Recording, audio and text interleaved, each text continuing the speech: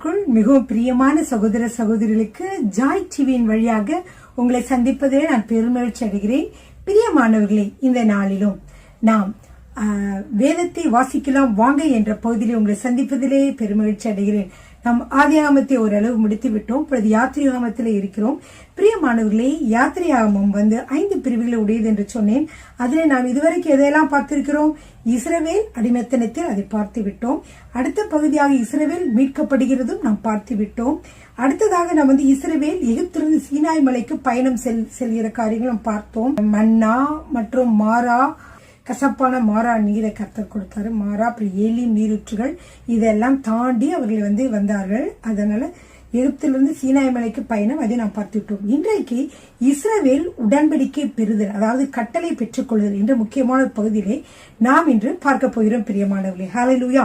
பாருங்க, இஸ்ரவேல் ஜனங்களுக்கு 10 கட்டளைகளை கர்த்தர் கொடுக்கிறார். பிரியமானவர்களே, கர்த்தர் முதலாவதாக தனக்கென்று ஆபிரகாமை தேர்ந்தெடுத்து கொண்டு அவருடைய வம்சா வழியிலிருந்து அவர்களிருந்து ஒரு கூட்டமாக ஒரு தேச மக்களாக எகிப்திலே அடிமைத்தனத்திலே அந்த மக்கள் இருந்தார்கள். அவர்களை தனியாக தனக்கென்று பிரித்து கொண்டு அவர் வருகிறார். தேவன் அவர்களை பிரித்து கொண்டு வருகிற பொழுது அவர் அநேக அற்புதங்களை செய்கிறார். அநேக அற்புதங்களை அவர் செய்து அவர்களை கொண்டு வந்தும் கூட மக்கள் இன்னும் ஆண்டவரை விசுவாசிக்காமல் அநேக கஷ்டங்கள் துன்பங்கள் வருகிறவில்லை. அவரை என்ன பரீட்சை பார்க்கிறவர்களாகவும் அவரை கொஸ்டின் கேட்கிறவர்களாகவும் அவரை மோசை கொஸ்டின் கேட்கிறவர்களாகவும் ஏன் எங்களை கூட்டிட்டு வந்தீங்க என்று சொல்லி முறுமுறுக்கிற மக்களையாகவும் நாம் பார்த்தோம். பிரியமானவர்களே, அடுத்ததாக கர்த்தர் அவர்களை அழைத்து கொண்டு வந்து அவர்களுக்கு கட்டளைகளை கொடுக்கிறார், பிரமாணங்களை கொடுக்கிறார். இந்த மக்களை எப்படி வழிநடத்துவது? முதலாவது கர்த்தர் அவர்களுக்கு பிரமாணங்களை கொடுத்து இப்படிலாம் நடக்க வேண்டும் என்று சொல்லி கொடுத்து, அதுக்கு அடுத்ததாக அவர்களை அவருக்காக ஆராதிக்கக்கூடிய மனிதர்களாக மாற்றுகிறார். பிரியமானவர்களே, இதைத்தான் நாம் யாத்திராமத்திலே பார்க்கிறோம். இப்பொழுது நம்ம 4வது பகுதியான கட்டளைகள் கொடுக்கப்படுதல், அதாவது உடன்படிக்கையை இஸ்ரேல் மக்கள் பெற்றுக்கொள்ளுதல் என்ற 4வது பகுதியை பார்ப்போம். இது அதிகாரம் 19 இருந்து 23 வரை இருக்கிறது. யாத்திரையாகமம் 19 முதல் 23 வரை கொடுக்கப்பட்டிருக்கிறது. முக்கியமாக நோட்ஸ் எடுக்க வேண்டும் என்று விரும்புகிறவர்கள் எழுதி வைத்துக் கொள்ளுங்கள். ஹல்லேலூயா. பாருங்க, முதலாவது பாத்தீங்கன்னா இஸ்ரவேல் சட்டங்களை நியாயப்பிரமாணத்தை பெற்றுக் கொள்ளுதல். இது அதிகாரம் 19 இருந்து 23 வரைக்கும் உள்ளது. சரிங்களா? இப்போ இந்த 19 23 வரைக்கும் இருக்கிறது. உங்களுக்கு ஈஸியா புரிந்து கொள்வதற்காக, அறிந்து கொள்வதற்காக 3 பகுதிகளாக இதை பிரிக்கிறேன். 3 பகுதிகளாக பிரிக்கலாம். முதலாவது மோசே சீனாய் மலையின் மீது ஏறுதல். இது அதிகாரம் 19 காணப்படுகிறது. அடுத்து 10 கட்டளைகளை பெற்றுக் கொள்ளுதல், அதிகாரம் 20. அது மட்டுமல்ல, பொதுவான குடிமக்களுக்குரிய சட்டங்களையும் பெற்றுக்கொள்ளுதல், அது 21 இருந்து 23 வரைக்கும் காணப்படுகிறது. கர்த்தர் 10 கட்டளைகளை அவருக்காக மட்டும் கொடுக்கவில்லை, சிவில் லாஸ், அதாவது குடிமக்கள் எப்படி நடந்து கொள்ள வேண்டும் என்று பொதுவான குடிமக்களுக்குரிய சட்டங்களையும் அவர் சொல்லி இருக்கிறார். பிரியமானவர்களே, ஹல்லேலூயா. அவர் எத்தனை வருடங்களுக்கு முன்பாக அந்த சட்டங்களை சொல்லி இருக்கிறார். அந்த சட்டங்கள் தான் இன்று வரைக்கும் நம் இந்திய சட்டங்களா இருந்தாலும் சரி, மற்ற சட்டங்களா இருந்தாலும் சரி, அல்லது அமெரிக்க சட்டங்கள் எதுவாக இருந்தாலுமே, இஸ்ரேல் சட்டங்களா இருந்தாலும் இதை ஒட்டியே அது என்ன செய்யப்பட்டிருக்கு, சட்டங்கள் எழுதப்பட்டிருக்கிறது. பிரியமானவர்களே, இது எவ்வளவு ஒரு பெருமைக்குரிய காரியங்கள். ஹல்லேலூயா. ஆமே. சரிங்க, இப்ப பாருங்க, நான் சொன்னேன் இல்லையா, இப்போ குடிமக்களுக்கான சட்டங்கள் 3வது செக்ஷன்ல 21வது அதிகாரத்திலிருந்து 23 அதிகாரங்கள் வரைக்கும் காணப்படுகிறது. ஹல்லேலூயா. பாருங்க பிரியமானவர்களே, இஸ்ரவேல் மக்களை கர்த்தர் அவருக்கென்று அவர் தேர்ந்தெடுக்கிறார். ஹல்லேலூயா. வாசிக்கலாமா? யாத்திரையாகமம் 19:5 வசனம். இப்பொழுது நீங்கள் என் வாக்கை உள்ளபடி கேட்டு என் உடன்படிக்கையை கை கொள்வீர்களானால் சகல ஜனங்களிலும் நீங்களே எனக்கு சொந்த சம்பத்தாய் இருப்பீர்கள். பூமி எல்லாம் என்னுடையது. ஆண்டவர் சொல்றார், இந்த பூமி எல்லாம் என்னுடையது, ஆனா சகல ஜனங்களிலுமே நீங்கள் என் சொந்த சம்பத்தாக இருப்பீர்கள். எப்பொழுது நான் என்னுடைய வாக்கை உள்ளபடி கேட்டு என் உடன்படிக்கை கை கொள்வீர்களானால். ஹல்லேலூயா. அப்படியே இது சொல்லப்பட்டிருக்கிறதை பார்க்கிறோம். இந்த வார்த்தையிலிருந்து கர்த்தர் அவர்களை என்ன செய்கிறார்? இஸ்ரவேல் மக்களை தனக்கென்று தேர்ந்தெடுத்துக் கொள்கிறார். எலெக்ட் பண்ணுகிறார் அவர்களை. ஹல்லேலூயா. ஆமென். இந்த உடன்படிக்கையினால பாத்தீங்கன்னா பிரியமானவர்கள், உலகத்துல எல்லா தேசங்களிலிருந்தும் இது ஒரு ஆசாரித்துவமான தேசமாக பிரித்தெடுக்கப்படுகிறது. கர்த்தருக்கென்று ஆசாரித்துவ தேசமாக பிரித்தெடுக்கப்படுகிறது. ஏனெனில் தெய்வீக உண்மையெல்லாம் இந்த தேசங்களுக்கு பயிற்றுவிக்கப்பட்டு பின்பு இந்த தெய்வீக ஒளியானது மற்ற தேசங்களையும் அடைந்தது. ஹல்லேலூயா. ஆமேன். எனவேதான் இந்த தேசத்தை கர்த்தர் தனக்கென்று அவர் தெரிந்தெடுத்துக் கொள்கிறார். அடுத்ததாக இரண்டாவதாக பாத்தீங்கன்னா இஸ்ரவேல் யாத்திரம் 20 - 23 வரைக்கும். இப்ப மோசே 19வது அதிகாரத்துல என்ன செய்யறார், அவர் மலையின் மேல் ஏறி சென்று பெற்றுக்கொள்ள செல்கிறார். அதை நம்ம அந்த 19வது அதிகாரத்தில் வாசிக்கலாம். இப்ப 20 - 23 வரைக்கும் நியாயப்பிரமாணங்களும் சட்டங்களும் அதிலே அநேகமாக சொல்லப்பட்டிருக்கிறது. 10 கட்டளைகளை 20வது அதிகாரத்திலே சொல்லப்பட்டு அப்படி தொடர்ச்சியாக என்ன சில சட்டங்கள் சொல்லப்பட்டிருக்கிறது. எனவேதான் பிரியமானவர்களே, கர்த்தர் இங்கே 10 கட்டளைகள் மூலமாக 10 விதமான பிரிவுகளாக அந்த மக்கள் எப்படி நடந்து கொள்ள வேண்டும் என்று 10 விதமான பிரிவுகளாக அவர் வெளிப்பாடுகளாக என்ன செய்யறார், மக்கள் மத்தியிலே அவர் கொடுக்கிறார். இதுவே கர்த்தர் நம்மை ஆளுகை செய்யக்கூடிய முறையாக இருக்கிறது. இந்த 10 கட்டளைகளுமே பாத்தீங்கன்னா இஸ்ரவேல் குடிமக்களுடைய வாழ்க்கையிலே கடைபிடிப்பதற்கு அப்ளை பண்ணுவதற்கு சிவில் லா, அதாவது குடியுரிமை சட்டங்களும் சேர்த்து கொள்ளப்பட்டு எப்படி செய்ய வேண்டும், தவறினால் என்ன தண்டனை கிடைக்கும் என்று பல காரியங்கள் கூறப்பட்டுள்ளன. ஒரு இதை நம்ம ஃபாலோ பண்ணணும், அந்த லாவை ஃபாலோ பண்ணலைன்னா என்ன தண்டனை என்று சொல்லி எத்தனை வருடங்களுக்கு முன்பாகவே கிட்டத்தட்ட இங்கிட்ட ஒரு 2000 இயேசு கிறிஸ்து வந்ததுக்கு அப்புறம் 2000, அதுக்கு முன்னாடி மேபி ஒரு 4000 வருடங்களுக்கு முன்பாகவே இந்த சட்ட திட்டங்கள் எல்லாம் கூறப்பட்டிருக்கிறது. பிரியமானவர்களே, ஹல்லேலூயா. யார் கூறினது? நம் தேவாதி தேவன் மோசேயிடம் கூறினார். ஹல்லேலூயா. சரிங்க பிரியமானவர்களே, மோசேயை மலைக்கு அழைத்து அவர் பேசுகிறார். ஹல்லேலூயா. எவ்வளவு ஒரு அருமையான தேவன், அவரை மட்டும் தனிமைப்படுத்தி பேசுகிறார். பாத்தீங்கன்னா அவர் அங்க போயிருக்கிற பொழுது பார்த்தீர்கள் என்றால் சாப்பிடவில்லை, தூங்கவில்லை. 40 நாள் கர்த்தரிடத்திலே அவர் கர்த்தர் அவரோடு பேசினார். பிரியமானவர்களே, அது மட்டுமல்ல, அந்த 40 நாட்களிலே தான் இந்த 5 ஆகமங்களுடைய காரியங்களும் கர்த்தர் சொல்லியிருப்பார் என்று ஆசிரியர்கள், வேத ஆசிரியர் வல்லுநர்கள் நினைக்கிறார்கள். பிரியமானவர்களே, அது மட்டுமல்ல, அவர் போன உடனே அவர் அங்க அவர் மட்டும் தனியா போனோடனே மேகம் சூழ்ந்து கொண்டது. 7 நாட்கள் கர்த்தர் பேசவில்லை. 7 நாட்கள் என்ன செய்தார், அவர் அங்க காத்திருந்தார். இதில் எல்லாவற்றிலிருந்து பல காரியங்கள் இருக்கிறது. பிரியமானவர்களே, நாம் ஜெபிக்க செல்கிறோமா, உடனே ஆண்டவரே எனக்கு இதை கொடுங்க அதை கொடுங்க அப்படின்னு சொல்லிட்டு டக்க நம்ம உலகப்பிரமான காரியங்களே ரொம்ப நம்ம கவனிப்போம். சுகவீனமா இருந்தா கூட நம்ம அப்படிதான் ஒரு 10 நிமிஷம் ஜெபிப்போம். இந்த காரியமாக அதுலயே வெற்றி கிடைக்க வேண்டும் என்று நினைக்கிறோம். அதுவல்ல பிரியமானவர்கள், ஜெபிக்கிற பொழுது கர்த்தருடைய பாதத்திலே காத்திருந்து ஜெபிக்கிற பொழுது அவரிடமிருந்து நம்ம பதில்களை பெற்றுக்கொள்ள முடியும், வெளிப்பாடுகளை பெற்றுக்கொள்ள முடியும். பிரியமானவர்கள், முதலாவது கர்த்தரை ஸ்தோத்திரித்து துதித்து பாடல்களை பாடி அது வெளிப்பிரகாரம் போனதாம் உள்பிரகாரத்திற்கு பரிசுத்த மகாபரிசுத்தத்தில் பிரவேசிக்க வேண்டும் என்றால் நாம் ஜெபித்து கர்த்தரிடத்திலே நாம் தியானிக்கிற பொழுது 10-20 நிமிடங்கள் கர்த்தரை துதித்து ஜெபித்து அப்படியே நீங்க இருக்கிற பொழுது கர்த்தர் உங்களோடு பேச ஆரம்பிப்பார். உலக காரியங்கள் எல்லாவற்றையும் நீங்கள் மறந்து கர்த்தரை நீங்கள் ஒரே சிந்தனையாக நீங்க வைத்துக் கொண்டிருக்கிற அந்த கட்டத்தில் தான் கர்த்தர் உங்களோடு பேசுவார். எனவே ஜெபம் வாழ்க்கை நமக்கு நீண்டதாக இருக்க வேண்டும். ஜெபிக்கலாம், இந்த ஜெபத்தில் பைபிளை வாசிக்கலாம், கர்த்தர் என்னென்ன சொல்லுகிறார் இந்த வெளிப்பாடுகள்லாம் பார்க்கலாம். ஆனால் நீண்ட நேரங்கள், அதாவது அட்லீஸ்ட் 1 மணி நேரம் 2 மணி நேரம் இப்படியாக நம் கர்த்தருடைய பாதத்திலே உட்கார்ந்து ஜெபிக்கிற பொழுது, வேதத்தை ஆராய்கிற பொழுது கர்த்தர் நம்மோடு பேசுவார். ஹல்லேலூயா. ஆமென். அடுத்ததாக பிரியமானவர்களே, யாத்திராகமம் 19:8 இப்ப ஆண்டவர் சொல்றாரு, கட்டளை எல்லாம் சொல்றாரு. கட்டளையில சொன்ன உடனே கட்டளைகளை எல்லாம் இன்னும் சொல்லல. ஆனா மோசஸ்ட சொல்றாரு, நீ போய் மக்கள்கிட்ட சொல்லு. மக்கள் சொல்லுவாங்க, நீ கர்த்தர் சொல்றபடி எல்லாம் நீங்க கேட்பீங்களா? உற்சாகத்துல ஆர்வத்துல அப்படியே ஆர்ப்பாட்டமா சொல்லுவாங்க. என்ன சொல்லுவாங்க? உரத்த சத்தத்தோடு அதற்கு ஜனங்கள் எல்லோரும் ஏகமாய் கர்த்தர் சொன்னவைகளை எல்லாம் நாங்கள் செய்வோம் என்ற பிரதித்திரம் சொன்னார்கள். ஜனங்கள் சொன்ன வார்த்தைகளை மோசே கர்த்தரிடம் தெரிவித்தான்.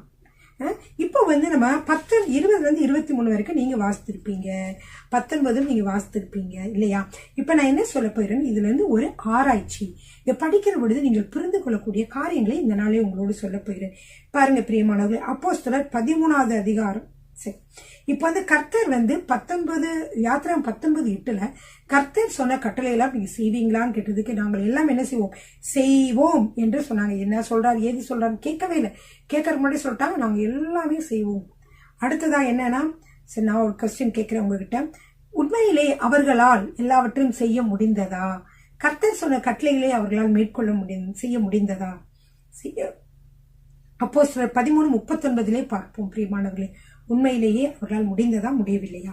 அப்போஸ்தலர் 13:39 மோசேயின் நியாயப்பிரமாணத்தினாலே நீங்கள் எவைகளில் நின்று விடுதலையாகி நீதிமான்களாக்கப்பட கூடாதிருந்ததோ விசுவாசிக்கிறவன் எவனும் அவைகளினின்று இவராலே இயேசுவாலே விடுதலையாகி நீதிமானாக்கப்படுகிறான்.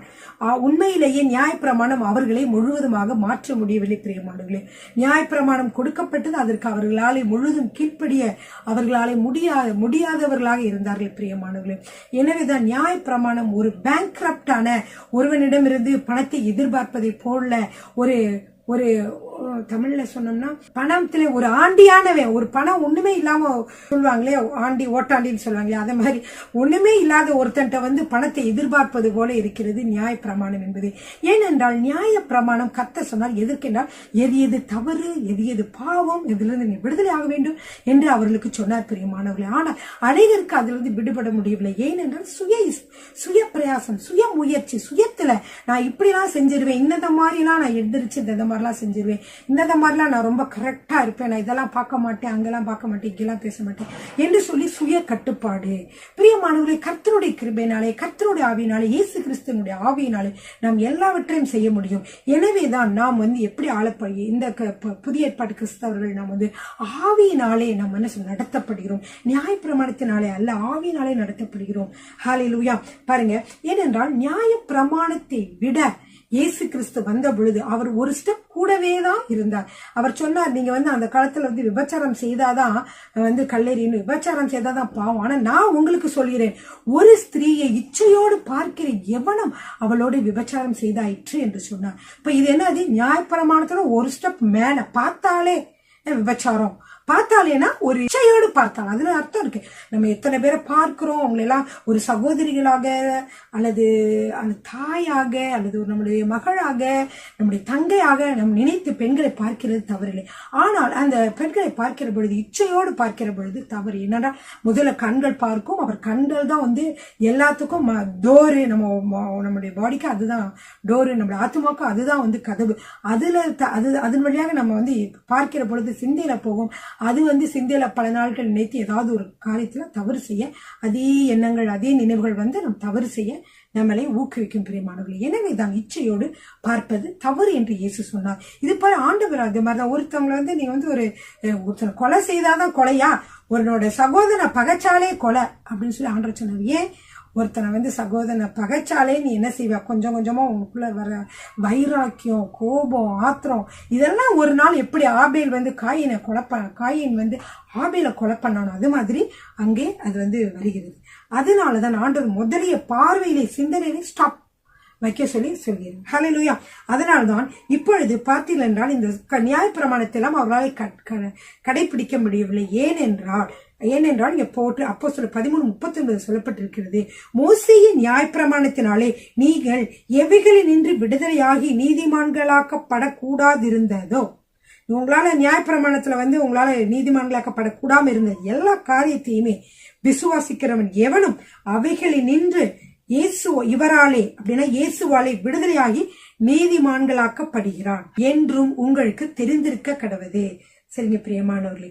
அப்போ நீங்க அப்போஸ்தலர் 13வது அதிகாரத்துல 39 முதல் 20 வரை வாசித்தால் எப்படி கிருபையின் சுவிசேஷம், த காஸ்பல் ஆஃப் கிரேஸ், பவுல் பர்னபா மூலம் யூதரிடமிருந்து புறஜாதிக்கு வந்தது என நீங்கள் அறிந்து கொள்ளலாம். முதல்ல யூதரிடம் சுவிசேஷம் இருந்தது என்று உங்களுக்கு தெரியும். யூதர்கள் ஒரு குரூப் தான் 12 சீஷர்கள், அப்புறம் 71 பேரு, அப்புறம் அங்க காத்திருந்த 120 பேரு.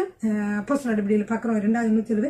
இவர்கள் தான் இயேசுவை அறிந்திருந்தார்கள். மற்றவர்கள் எல்லாம் இயேசுவை தேவனாக அறியவில்லை. இவர்களிடம் இருந்து, இந்த யூதர்களிடமிருந்து புறஜாதிக்கு எப்படி இந்த சுவிசேஷம் வந்தது, இந்த கிருபையின் சுவிசேஷம் எப்படி வந்ததுன்னா பவுல் பர்னபா மூலமாக வந்தது. ஹல்லேலூயா. சரிங்க பிரியமானவர்கள், இன்னொரு க்ளூ உங்களுக்கு கலாத்தியர் 2ஆம் அதிகாரத்துல 16ல இருந்து 21 வரைக்கும் நன்கு வாசியுங்கள். நான் வாசிக்க போறேன். நியாய பிரமாணத்தின் கிரியைகளினாலே எந்த மனுஷனும் நீதிமானாக்கப்படுவதில்லையே. நான் தேவனுடைய கிருபையை விருதாவாக்குகிறதில்லை. நீதியானது நியாய பிரமாணத்தினாலே வருமானால் கிறிஸ்து மரித்தது வீணா இருக்குமே. அதாவது நியாய பிரமாணத்தினாலே மனித நீதியா வாழ்ந்து இருந்தானா இயேசு கிறிஸ்து வருவதற்கு ஒரு காரணமே இருந்திருக்காங்க. ஆனா மக்கள் அதனால அவங்க வாழ முடியவில்லை. திரும்பவும் தப்பு செஞ்சாங்க. யாத்திராமத்துல நீங்க பாருங்க, எல்லா மக்களும் இன்க்ளூடிங் தாவீது கூட தவறுவதற்கு நேர்ந்தது பிரியமானவர்களே. இப்படியாக எல்லா மக்களும் பாவம் செய்தார்கள் என்று சொல்லி பார்க்கிறோம். எனவேதான் நான் தேவனுடைய கிருபையை விருதவாக்குகிறதில்லை, நீதியானது நியாயப்பிரமாணத்தில் வருமானால் கிறிஸ்து மரித்தது வீணாயிருக்குமே. சரிங்க பிரியமானவர்களே, அப்போ ஏன் அவர்களாலே இந்த நியாயப்பிரமாணத்தை சரியாக செய்ய முடியவில்லை? வேதத்திலிருந்து நான் சொல்கிறேன். ரோமர் 7ஆம் அதிகாரத்துல 14-15 வாசிக்கலாம். ரோமர் 7:14-15. மேலும் நமக்கு தெரிந்திருக்கிறபடி நியாயப்பிரமாணம் ஆவிக்குரியதாய் இருக்கிறது, நானோ பாவத்துக்கு கீழாக விற்கப்பட்டு மாமிசத்திற்குரியவனாய் இருக்கிறேன். பவுல் சொல்றார். ஏன் அதை கடைப்பிடிச்சு நான் அது கடைப்பிடிக்க முடியவில்லை என்று சொல்கிறார். நமக்கு தெரிந்திருக்கிறபடி நியாயப்பிரமாணம் ஆவிக்குரியதாய் இருக்கிறது, நானோ பாவத்துக்கு கீழாக விற்கப்பட்டு மாம்சத்திற்குரியவனாய் இருக்கிறேன். எப்படியெனில் நான் செய்கிறது எனக்கே சம்மதி இல்லை, நான் விரும்புகிறதை செய்யாமல் நான் வெறுக்கிறதை செய்கிறேன். இப்படிப்பட்ட ஒரு சுபாவம் நமக்குள்ளே இருப்பதினாலே நம் நியாயப்பிரமாணத்தை நிறைவேற்ற முடியாமல் போகிறது. இன்னொரு வசனத்தை வாசிக்கலாம். ஏன் அவர்களால் செய்ய முடியவில்லை? ரோமர் 8:3. மாமிசத்தின் அதெப்படி எனில் மாமிசத்தினாலே பலவீனமாயிருந்த நியாயப்பிரமாணம் செய்யக்கூடாததை தேவனே செய்யும்படிக்கு தம்முடைய குமாரனை பாவ மாம்சத்தின் சாயலாகவும் பாவத்தை போக்கும் பலியாகவும் மாம்சத்திலே அனுப்பி பாவத்தை ஆக்கினைக்குள்ளாக தீர்த்தார். பாவத்தை போக்கும் பலியாகவும் அனுப்பி மாம்சத்திலே பாவத்தை, அவருடைய இயேசு கிறிஸ்துவின் மாம்சத்தினாலே பாவத்தை ஆக்கினைக்குள்ளாக தீர்த்தார் என்று சொல்லி பார்க்கிறோம். சரி, அடுத்ததாக நான் சொல்ற நியாயப்பிரமாணத்தை நம்மால் கடைபிடிக்க முடியவில்லை. ஏனென்றால் ரோமர் 7:7-8. ஆகையால் என்ன சொல்லுவோம்? நியாயப்பிரமாணம் பாவமோ? அல்லவே, பாவம் இன்னதென்று நியாயப்பிரமாணத்தை நான் அறிந்தேனே என்று மற்றபடி அறியவில்லை. இச்சையாதிருப்பாயாக என்று நியாயப்பிரமாணம் சொல்லாதிருந்தால் இச்சை பாவம் என்று நான் அறியாமல் இருப்பேனே. பாவமானது கற்பனையினாலே சமயம் பெற்று சகலவித இச்சைகளையும் என்னில் நடப்பித்தது. நியாயப்பிரமாணம் இல்லாவிட்டால் பாவம் செத்ததா இருக்கும். எனவே நியாயப்பிரமாணம் எதற்கு வந்தது என்றால், எது பாவம் என்று நமக்கு காட்டுவதற்காக, எதையெல்லாம் நாம் செய்யக்கூடாது என்று காட்டுவதற்காக தான் நியாயப்பிரமாணம் வந்ததை தவிர அதை நிறைவேற்றுவதற்கு இயேசு கிறிஸ்துவுடைய பலன் வேண்டும், அவருடைய நம்முடைய பரிசுத்த ஆவியினுடைய வல்லமை வேண்டும். பிரியமானவர்களே, ஹல்லேலூயா, ஆமென். அடுத்ததாக பிரியமானவர்களே, இந்த நியாய பிரமாணமானது எந்த 2 பிரமாணங்களை தருகிறது, அல்லது இந்த நியாய பிரமாணமான இந்த 10 கட்டளைகளை சுருக்கி 2 பிரமாணமாக சொல்ல கற்றுத்தருவது எது? மத்தேயு 22:37-39. இயேசு கிறிஸ்து இந்த உலகத்தில் இருந்த பொழுது சொன்னார். மத்தேயு 22ஆம் அதிகாரம் 37-39. இயேசு அவனை நோக்கி, உன் தேவனாகிய கர்த்தரிடத்தில் உன் முழு இருதயத்தோடும் உன் முழு ஆத்மாவோடும் உன் முழு மனதோடும் அன்பு கூறுவாயாக, இது முதலாம் கற்பனை. இதற்கு ஒப்பாயிருக்கிற 2ஆம் கற்பனை என்னவென்றால், உன்னிடத்தில் அன்பு கூறுவது போல பிறனிடத்திலும் அன்பு கூறுவாயாக என்பதே. அப்படி என்றால் எல்லா கிறிஸ்தவர்களும் நியாயப்பிரமாணத்தை நிறைவேற்றுகிறார்களா? ரோமர் 13ஆவது அதிகாரம் 8-10 வரைக்கும் வாசிக்கலாம். ஒருவரிடத்தில் ஒருவர் அன்பு கூறுகிற கடனே இல்லாமல் மற்றொன்றிலும் ஒருவனுக்கும் கடன் படாதிருங்கள். பிறனிடத்தில் அன்பு கூறுகிறவன் நியாயப்பிரமாணத்தை நிறைவேற்றுகிறான். எப்படியெனில், விபச்சாரம் செய்யாதிருப்பாயாக, கொலை செய்யாதிருப்பாயாக, களவு செய்யாதிருப்பாயாக, பொய் சாட்சி சொல்லாதிருப்பாயாக, இச்சாதிருப்பாயாக என்கிற இந்த கற்பனைகளுக்கும் வேறு எந்த கற்பனையும் நீ உன்னிடத்தில் நீ அன்பு கூறுவதே போல பிறனிடத்தில் அன்பு கூறுவாயாக என்கிற ஒரே வார்த்தையிலே தொகையாய் அடங்கி இருக்கிறது. அன்பானது பிறனுக்கு பொல்லாங்கு செய்யாது. அதனால் அன்பு நியாயப்பிரமாணத்தின் நிறைவேறுதலாய் இருக்கிறது. ஹல்லேலூயா. சரி, எப்படி நாம் நியாயப்பிரமாணத்தை நிறைவேற்ற அன்பை பெற்றுக்கொள்ள முடியும்? ஹல்லேலூயா. ரோமர் 5ஆம் அதிகாரம் 5வது வசனம், கலாத்தியர் 5ஆம் அதிகாரம் 18வது வசனம். ஓகே, முதல் ரோமர் 5:5 எடுத்துக்கொள்ளுங்க. மேலும் நமக்கு அருளப்பட்ட பரிசுத்த ஆவியினாலே தேவ அன்பு நம்முடைய இருதயங்களில் ஊற்றப்பட்டிருக்கிறபடியால் அந்த நம்பிக்கை நம்மை வெட்கப்படுத்தாது. கலாத்தியர் 5:18. ஆவியினாலே நடத்தப்படுவீர்களானால் நீங்கள் நியாயப்பிரமாணத்திற்கு கீழ்ப்பட்டவர்கள் அல்ல. கிறிஸ்தவர்கள் எந்த சட்டத்திற்கு கீழ்ப்பட்டு இருக்கிறார்கள்? கலாத்தியர் 6ஆம் அதிகாரம் 2வது வசனம். ஒருவர் பாரத்தை ஒருவர் சுமந்து இப்படியே கிறிஸ்துவனுடைய பிரமாணத்தை நிறைவேற்றுங்கள் என போட்டிருக்கு. ஒருவர் பாரத்தை ஒருவர் சுமந்து இப்படியே கிறிஸ்துவனுடைய பிரமாணத்தை நிறைவேற்றுங்கள். அதே மாதிரி நீங்க பாத்தீங்கன்னா யோவான் 15:12 பாத்தீங்கன்னா, நான் உங்களில் அன்பாய் இருக்கிறது போல நீங்களும் ஒருவரினொருவர் அன்பாய் இருக்க வேண்டும் என்பதே என்னுடைய கற்பனையாய் இருக்கிறது. இயேசுடைய கற்பனை எங்க இருக்குது? யோவான் 15:12 நான் உங்களில் அன்பாய் இருக்கிறது போல நீங்களும் ஒருவரில் ஒருவர் அன்பாய் இருக்க வேண்டும் என்பது என்னுடைய கற்பனையா இருக்கிறதுன்னு சொல்றாரு. அதே போல நீங்கள் கலாத்தியர் 6:2 எடுத்து வாசித்தீர்கள் என்றால், ஒருவர் பாரத்தை ஒருவர் சுமந்து இப்படி கிறிஸ்துவனுடைய பிரமாணத்தை நிறைவேற்றுங்கள். கிறிஸ்துவனுடைய பிரமாணம் அன்பு என்று சொல்லி நாம் பார்த்தோம். ஹல்லேலூயா. பிரியமானவர்கள், இப்படி அன்பே முக்கியமானதா இருக்குது. அன்பினாலே நாம் எல்லா காரியங்களையும் நாம் ஜெயிக்க முடியும், எல்லா கற்பனைகளும் நாம் கை கொள்ள முடியும். ஹல்லேலூயா. அடுத்ததாக அதிகாரம் 20வது அதிகாரத்துல பாத்தீங்கன்னா, கர்த்தர் என்ன செய்யறார்? அவருக்கு 10 கட்டளைகளை கொடுக்கிறார். யாத்திராகமம் 20:23 மிக முக்கியமானது. நீங்கள் எனக்கு ஒப்பாக வெள்ளியினாலே தெய்வங்களையும் பொன்னினாலே தெய்வங்களையும் உங்களுக்கு உண்டாக்கவே வேண்டாம். கர்த்தர் சொன்ன மிக முக்கியமான கட்டளை, எனக்கு ஒப்பாக நீங்க வெள்ளியையும் தெய்வங்களையும் பொன்னினாலே தெய்வங்களையும் உங்களுக்கு உண்டாக வேண்டாம், நீங்க இதை தவிர வேறு எதையும் நமஸ்கரிக்க வேண்டாம் என்று சொல்லி இருந்தார். பிரியமானவர்களே, ஹல்லேலூயா. ஆமென். இப்போ நீங்க சிவில் லாஸ் நீங்க படிக்கிறீங்க. அடுத்து என்ன படிக்கிறீங்க? அதிகாரம் 21 படிக்கிறீங்க. இந்த அதிகாரம் 21 நீங்க எப்படி படிக்கலாம்னா, முதல்ல அடிமை பற்றிய பிரமாணங்கள் எழுதப்பட்டிருக்கும். அது அதிகாரம் 21 1-11 வரைக்கும். அடுத்து ஒருவன் கொலை செய்தால் அல்லது யாரெல்லாம் கொலை செய்ய வேண்டும் என்று சொல்லி அதுக்கு அதிகாரத்துல கொலை தண்டனை எதற்கெல்லாம் கொடுக்க வேண்டும் சொல்லி அதிகாரம் 21 அதிகாரத்துல 11-27 வரைக்கும் போட்டிருக்கோம். அடுத்து விலங்குகள் பற்றிய, ஆடு மாடுகளை நம்ம துன்புறுத்தினால் வரக்கூடிய பிரமாணங்களை பற்றிய சட்டங்கள் பாத்தீங்கன்னா அதிகாரம் 21 28 முதல் 36 வரைக்கும் இருக்கும். 22லயும் கண்டினியூ ஆகுது அது. அப்புறம் திருட்டு பற்றிய பிரமாணங்கள் அதிகாரம் 22 1-12 வரைக்கும் வாசிக்கலாம். இந்த திருட்டு, ஆடு மாடு திருட்டு, எல்லா திருட்டுமே அதுல அடங்கி இருக்கும். அதை பத்தி சட்டங்கள், அந்நியர்களை சிறுமைப்படுத்தக்கூடாதுன்னு சொன்னார், விதைகளை ஒடுக்கக்கூடாதுன்னு சொன்னார். இப்படி அநேக கட்டளைகளை என்ன செய்தார்? மோசே மூலியமாக தேவன் கொடுத்தார். பிரியமானவர்களே, ஹல்லேலூயா.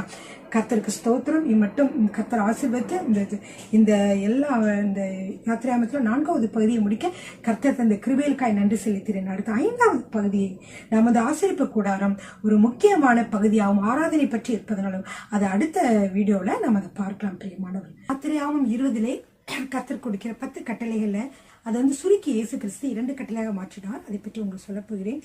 தேவன் பேசி சொல்லிய சகல வார்த்தைகளும் அவன. அதிகாரம் 20 உன்னை அடிமைத்தனை வீடாகிய எகிப்து தேசத்திலிருந்து புறப்பட பண்ணின உன் தேவனாகிய கர்த்தர் நானே. என்னை என்று உனக்கு வேறே தேவர்கள் உண்டாயிருக்க வேண்டாம். மேலே வானத்திலும் கீழே பூமியிலும் பூமியின் கீழ் தண்ணீரிலும் உண்டாயிருக்கிறவைகளுக்கு ஒப்பான ஒரு சொரூபத்தை ஆகிலும் யாதொரு விக்கிரகத்தை ஆகிலும் நீ உனக்கு உண்டாக்க வேண்டாம். நீ அவைகளை நமஸ்கரிக்கவும் சேவிக்கவும் வேண்டாம். உன் தேவனாகிய கர்த்தராய் இருக்கிற நான் எரிச்சலுள்ள தேவனாய் இருந்து என்னை பகைக்கிறவர்களை குறித்து பிதாக்களுடைய அக்கிரமத்தை பிள்ளைகளிடத்தில் 3ஆம் 4ஆம் தலைமுறை மட்டும் விசாரிக்கிறவராய் இருக்கிறேன். ஆக என்னிடத்தில் அன்பு கூர்ந்து என் கற்பனைகளை கை கொள்கிறவர்களுக்கோ 1000 தலைமுறை மட்டும் இரக்கம் செய்கிறவராய் இருக்கிறேன். அடுத்து, உன் தேவனாய கர்த்தருடைய நாமத்தை வீணிலே வழங்காதிருப்பாயாக. கர்த்தர் தம்முடைய நாமத்தை வீணிலே வழங்குகிறவனை தண்டியாமல் விடா. ஓய்வு நாளை பரிசுத்தமை ஆசரிக்க நினைப்பாயாக. 6 நாளும் நீ வேலை செய்து உன் கிரியைகள் எல்லாம் நடப்பிப்பாயாக. 7ஆம் நாளோ உன் தேவனாய கர்த்தருடைய ஓய்வு நாள். அதிலே நீயாகிலும் உன் குமாரனாகிலும் உன் குமாரத்தியாகிலும் உன் வேலைக்காரனாகிலும் உன் வேலைக்காரியாகிலும் உன் மிருக ஜீவனானாலும் உன் வாசல்களில் இருக்கிற அந்நியனானாலும் யாதொரு வேலையும் செய்ய வேண்டாம் என்று சொல்லி நம்ம பார்க்கிறோம். இந்த காரியங்கள் இந்த எல்லாமே கர்த்தரை உன் முழு மனதோடு முழு இருதயத்தோடு முழு ஆத்மாவோடு என்ன செய்யணும்? முழு பலத்தோடும் நீ அன்பு கூறுவாயாக என்று இயேசு சொன்ன அந்த ஒரே பிரமாணத்தில் இது முழுவதும் அடங்கி விடுகிறது. பிரியமானவர்கள், என்னது? கர்த்தருக்கு முதலிடம் தர வேண்டும். வேறு எதையும் நாம் நமஸ்கரிக்க கூடாது. யாராக இருந்தாலும் கர்த்தருக்கு ஆராதனை செலுத்துவதிலே நாம் முக்கியத்துவத்தை கொடுக்க வேண்டும் என்று பார்க்கிறோம். அடுத்ததாக நீங்க பார்க்கிற பொழுது உன் தேவனாகிய 12வது வசனத்திலிருந்து, உன் தேவனாகிய கர்த்தர் உனக்கு கொடுக்கிற தேசத்திலே உன் நாட்கள் நீடித்திருப்பதற்கு உன் தகப்பனையும் தாயும் கனம் பண்ணுவாயாக. கொலை செய்யாதிருப்பாயாக, விபச்சாரம் செய்யாதிருப்பாயாக, களவு செய்யாதிருப்பாயாக, பிறனுக்கு விரோதமாக பொய் சாட்சி சொல்லாதிருப்பாயாக, பிறனுடைய வீட்டை இச்சாதிருப்பாயாக, பிறனுடைய மனைவியையும் பிறனுடைய வேலைக்காரையும் அவனுடைய வேலைக்காரையும் அவனுடைய எருதையும் அவனுடைய கழுதையும் பின்னும் பிறனுக்குள்ள யாதொன்றும் இச்சியாதிருப்பாயாக அப்படின்னு சொல்லி ஆண்டவர் சொல்கிறார். இந்த எல்லாமே உன்னை போல் பிறனையும் நேசி என்கிற ஒரே பிரமாணத்திற்குள்ளே அடங்கி இருக்கிறது. நாம் பிறரையும் நம்மை போல் நேசிப்போம் என்றால் இந்த காரியங்களை பிறருக்கு நம்ம என்ன செய்ய மாட்டோம். ஹல்லேலூயா. இதுதான் அருமையான கர்த்தர் கொடுத்த இந்த வாக்குத்தத்தங்கள். இதை நிறைவேற்ற மனிதனுக்கு முடியவில்லை என்று சொல்லி பார்த்தோம். அது பற்றிய காரியங்களை இன்னும் விரிவாக நாம் பார்ப்போம். ஹல்லேலூயா. கர்த்தர் உங்களை ஆசீர்வதிப்பாராக.